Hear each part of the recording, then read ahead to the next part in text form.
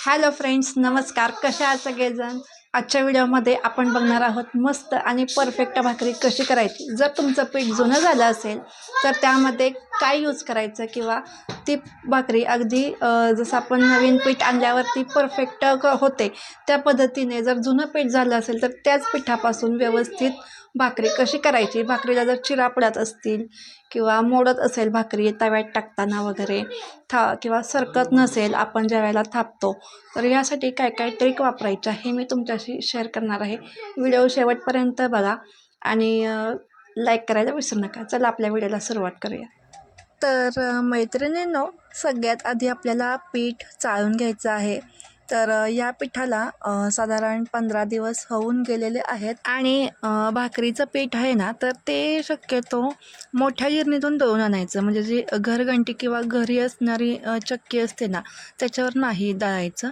तर बघा इथे त्यामुळे काय होतं, अशा प्रकारे कोंडा निघतो आणि आपलं पीठ जाडसरच राहतं पण मऊसुद्धा राहतं. या प्रकारचं दळण आपल्याला मोठ्या गिरणीतून मिळतं. सगळ्यात आधी बघा, जेवढं पीठ आवश्यक आहे, एक भाकरी मी तुम्हाला पहिल्यांदा करून दाखवते.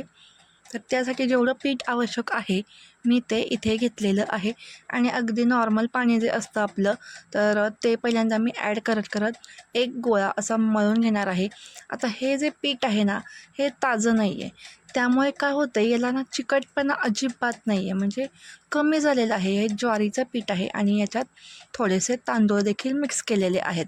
तरीसुद्धा या पिठाला 15 दिवस होऊन गेल्यामुळे की नाही यात चिकटपणा राहिलेला नाही आहे. तर आता याची भाकरी मी तुम्हाला करून दाखवणार आहे की यात म्हणजे मी तुम्हाला फरक दाखवणार आहे की या भाकरीपासून आपण जे नॉर्मल भाकरी करतो ती आणि ट्रिक वापरून करायची आहे ती, दोन्हीतला फरक देखील मी तुम्हाला सांगणार आहे. व्हिडिओ शेवटपर्यंत पहा. नवीन असाल तर सबस्क्राईब करा.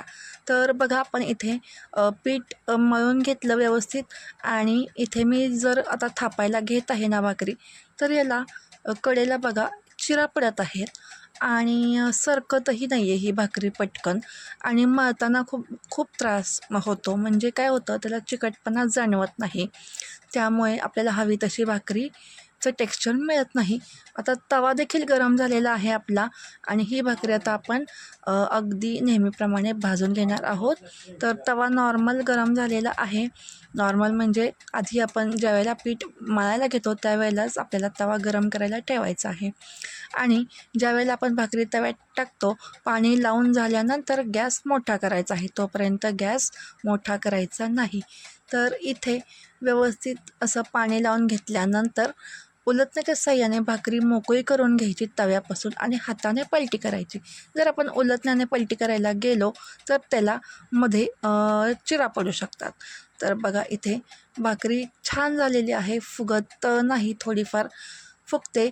पण काय होतं की पीठ आपण जे साध्या पाण्यात मळलं त्यामुळे याला चिकटपणा नाही आहे आणि व्यवस्थित अशी त्यामुळे ती फुगत नाही. तर इथे बघा, भाजून तर झालेली आहे आणि सरकली नाही भाकरी थापताना, त्यामुळे थोडीशी जाड राहते. तर हाच आहे फरक.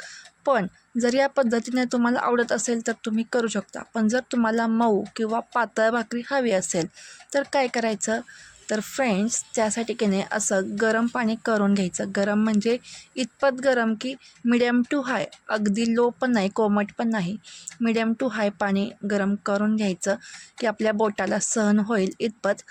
आणि त्यामध्ये आपल्याला आता हे जे पीठ आहे ते मळून घ्यायचं आहे. आता इथे मी दुसऱ्या भाकरीसाठी पीठ घेतलेलं आहे तुम्हाला दाखवण्यासाठी, नाहीतर मी कायम जेवढं एक 4 भाकरीचं पीठ एकत्रच मळत असते. तर आता इथे आपण दुसऱ्या भाकरीचं पीठ ह्या गरम पाण्यामध्ये मळून घेणार आहोत. तर ज्यावेळेला आपण तवा गरम करायला ठेवतो त्याच्या आधी आपल्याला गरम पाणी करून घ्यायचं आहे. आता हे गरम पाणी घातल्यामुळे काय होतं, या पिठाला छान असा चिकटपणा येतो आणि बघा पीठ पटकन मळून देखील होतं, त्याचे तुकडे वगैरे असे पडत नाहीत आणि परात देखील बघा स्वच्छ होते.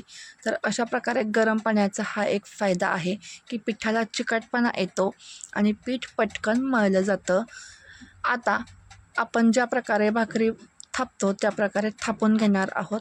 तर सगळ्यात आधी पहिल्यांदा असा उंडा करायचा आणि हातावरती थोडासा त्याला गोल आकार देऊन घ्यायचा. परातीमध्ये थोडंसं पीठ शिंपडायचं आणि मग आपली भाकरी नेहमीप्रमाणे अशी थापायला सुरू करायची.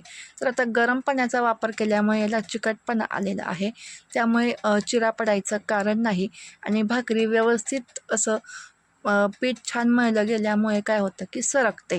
आणि तव्यामध्ये आता आपण हिला भाजून घेणार आहोत. तर नॉर्मल पाण्याने आपल्याला किंवा त्याच गरम पाण्याने जरी तुम्ही पाणी इथे लावून घेतलं भाकरीला तरी काही हरकत नाही.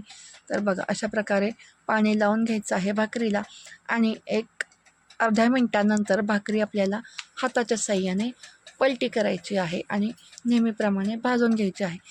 तर असं केल्यामुळे काय होतं हे मी तुम्हाला आता पुढे दाखवणारच आहे की काय फरक दिसतो आहे हे मला तुम्हीही सांगणार आहात. तर बघा इथे अशा प्रकारे भाकरी आपण भाजून घेणार आहोत. तर मी एकूण 4 भाकरी करणार आहे, तर मी त्या आधी करून घेते. आणि बघा तिसरा फायदा म्हणजे भाकरी छान अशी फुगायला मदत होते. पातळ भाकरी असली तरी छान फुगते. तर इथे मी माझ्या सगळ्या भाकरी अशा प्रकारे आधी करून घेते आणि मग तुम्हाला दोन्हीमधला फरकही दाखवते. तर बघा इथे ही भाकरी किती छान फुगली आहे. मग अशी भाकरी फुगायला थोडासा अडथळा आला आणि थोडीशी जाडही झालेली होती भाकरी आपली.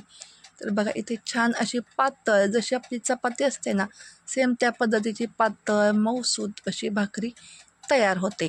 तर हीच एक आहे ट्रिक की तुम्ही गरम पाण्याचा वापर करा. तर बघा इथे तुम्ही पाहू शकता, इथे मी माझ्या सर्व भाकरी करून घेतलेल्या आहेत. ही चौथी भाकरी छोटीशी. तर ही आहे सगळ्यात पहिल्यांदा केलेली भाकरी. ही थोडीशी जाडसर जाणवते आणि थंड झाल्यावरती अशा प्रकारे चिरा पडायला देखील त्याला सुरुवात होते, कारण की हे पीठ जुनं झालेलं असतं. तर बघा इथे अशा प्रकारे जाड जाणवते ही भाकरी. ज्याला जाड भाकरी आवडते खायला तर ते या पद्धतीने खाऊ शकतात, पण ज्याला मऊ किंवा चपातीसारखी अगदी पातळ भाकरी हवी असते त्यांनी या ट्रिकचा नक्की वापर करा आणि अशा पद्धतीने भाकरी करा.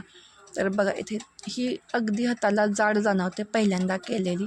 नॉर्मल पाण्यामध्ये आपण जे पीठ मळलं ते, आणि हे आहे गरम पाण्यामध्ये पीठ मळलं ती भाकरी. तर साईडला तुम्हाला इथे कट झाला दिसतोय ते उलटण्यानं माझ्याकडून झालेलं होतं पलटताना. तर बघा ही आहे तिसरी भाकरी. ही सुद्धा गरम पाण्यातच पीठ मळलं आणि इतकी पातळ झालेली आहे आणि साईजसुद्धा पहिल्यापेक्षा मोठी, कारण सरकते त्यामुळे आपण हवी तेवढी मोठी करू शकतो आणि ही व्यवस्थित अशी चपातीसारखी दुमडली जाते आणि एकदम मऊसूदसुद्धा राहते अगदी संध्याकाळपर्यंत म्हटलं तरीसुद्धा. इथे आपल्या सगळ्या भाकरी झालेल्या आहेत.